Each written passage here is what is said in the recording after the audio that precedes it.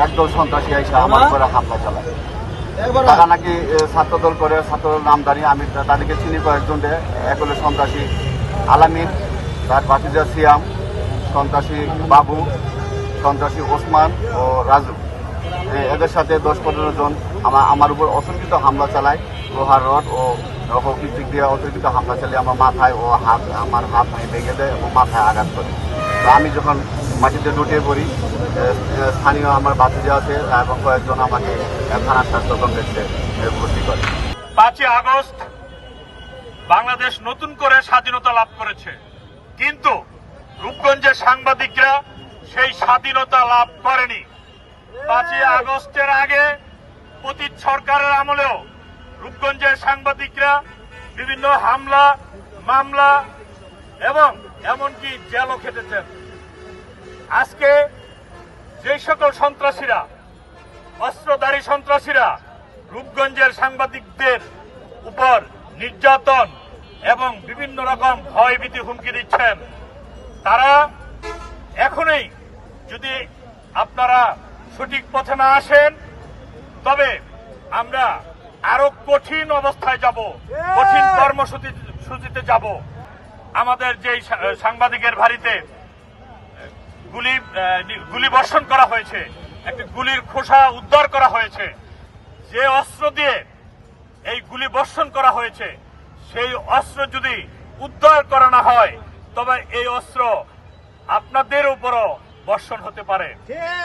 তাই প্রশাসনের যে সকল কর্মকর্তা বৃন্দ আছেন, আপনাদের নজরে আছে, আমি বিশ্বাস করি আপনাদের দৃষ্টিতে আছে রূপগঞ্জের সন্ত্রাসী এবং অস্ত্রবাজ কারা। সকল সন্ত্রাসী এবং অস্ত্রবাজদের গ্রেপ্তারের দাবি জানাচ্ছি।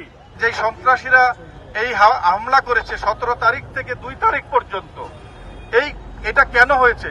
আসলে নিরপেক্ষ সংবাদ পরিবেশন করতে গিয়ে তারা বিভিন্ন অপকর্ম করছে। এই এলাকায়, গোলাকান্দাল এলাকায় হেন কাজ নেই যেটা তা করছে না, যার কারণে এত অস্ত্র রয়েছে। আমরা ইদানিং শুনতে পাচ্ছি যে 51টি নতুন অস্ত্র এসেছে। আবার সেই অস্ত্র কাদের উপরে সেই অস্ত্র চলবে? সাংবাদিকদের উপরে চালানো হয়েছে। এটা সাধারণ মানুষের উপরে চলবে। যারা তাদের প্রশ্রয় দেন, যারা তাদের আশ্রয় দেন, তাদের উপরেও হয়তো এই অস্ত্র চলবে। ইতিহাস তাই বলে সন্ত্রাসীরা কারো হয় না। বিগত সরকারের সময় যারা লালন করেছিলেন সন্ত্রাসীরা, 5 তারিখে আমরা দেখছি সেই সন্ত্রাসীরা আবার অন্য কারো উপরে ভর করেছে। এটাই কিন্তু হয়, সন্ত্রাসীরা কারো দলের নয়, কারো হতে পারে না, এটা হয়নি কখনো। আমরা এ ব্যাপারে সোচ্চার, আমরা সমস্ত সাংবাদিকরা ঐক্যবদ্ধ আছি। এখানে কোনো দ্বিধা নাই, কোনো কেউ মনে করবেন না যে আমরা একে অপরের সাথে নাই, এটা ভুল কথা।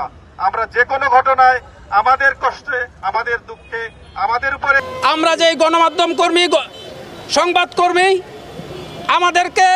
আমাদের এই প্রতিষ্ঠানকে বলা হয় রাষ্ট্রের চতুর্থ স্তম্ভ। আমরা যদি অনিরাপদ থাকি, রাষ্ট্রের 4টি খুঁটির 1টি খুঁটি অনিরাপদ হয়ে যায়। একটি খুঁটিকে অনিরাপদ করে, একটি খুঁটিকে ঝুঁকিতে রেখে কোনোদিন কোনো পিলার যেমন দাঁড়াইতে পারে না, তদ্রূপ এই রাষ্ট্র দাঁড়াইতে পারে না।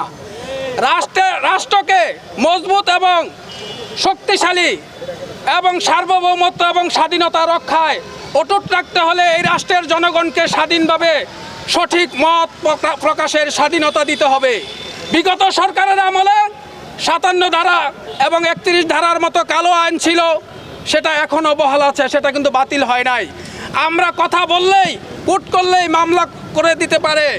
এর মধ্যে এখন যেই পরিস্থিতি চলছে, 5 আগস্টের পর থেকে আমরা ভেবেছিলাম সাংবাদিকরা বুঝি স্বাধীন, আমরা স্বাধীনভাবে ফেসবুকে পোস্ট করতে পারবো, স্বাধীনভাবে সংবাদ লিখতে পারবো, কিন্তু না, সেটা হচ্ছে না।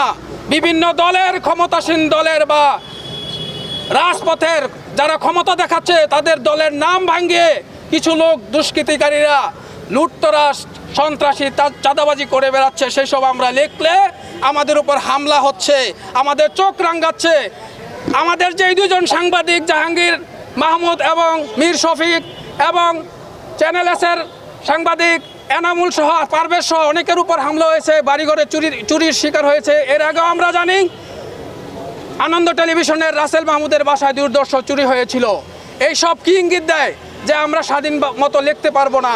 আমরা যদি সমাজ থেকে চলে যাই, চোর বাটপার সিটার যারা আছে তারা স্বাধীন মতো তাদের অপকর্ম করতে পারবে, সন্ত্রাসী করতে পারবে।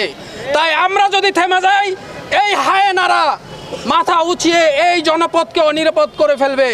সাংবাদিকতাকে স্বাধীনভাবে করতে দিতে বর্তমান সরকারের প্রতি যেমন আহ্বান রাখছি, তেমনি ভবিষ্যতে যেই সরকার আসবে তারাও যদি সাংবাদিকতাকে স্বাধীন করে না দেয়, তাদেরও পরবর্তীতে এই জবাবদিহিতার আওতায় আসতে হবে।